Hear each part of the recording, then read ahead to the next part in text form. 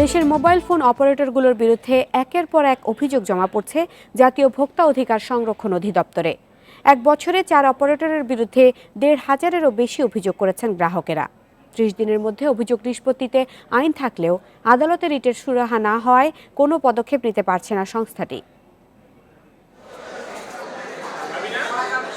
Internet প্যাকেজের নামে প্রতারণা, প্রতিশ্রুতি অনুযায়ী সেবা না দেওয়া ও গ্রাহকের অজান্তে টাকা কেটে নেওয়ার মতো অভিযোগ বাড়ছে দেশের মোবাইল অপারেটরগুলোর বিরুদ্ধে।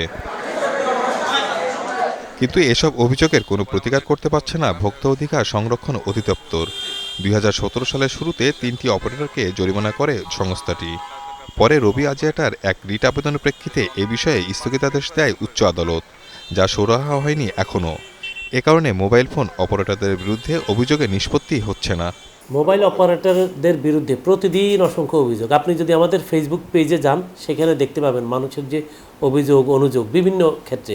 মানুষ আসলে এই যে একটা ক্ষেত্রে মারাত্মকভাবে তার যে ভোক্তার যে অধিকার মারাত্মকভাবে ক্ষতি হচ্ছে, সেই বিষয়টি নিয়ে আমরা এখন কাজ করতে পারছি না। এটি দুঃখজনক। ভোক্তার স্বার্থে দ্রুত রিট আবেদনটি নিষ্পত্তি প্রয়োজন বলে মনে করে consumers association of Bangladesh, cab.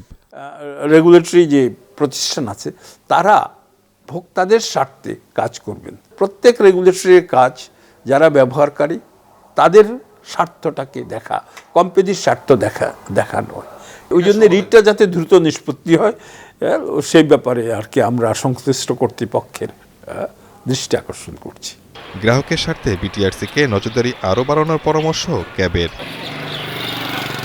Shahid Ahmed, independent news, Dhaka.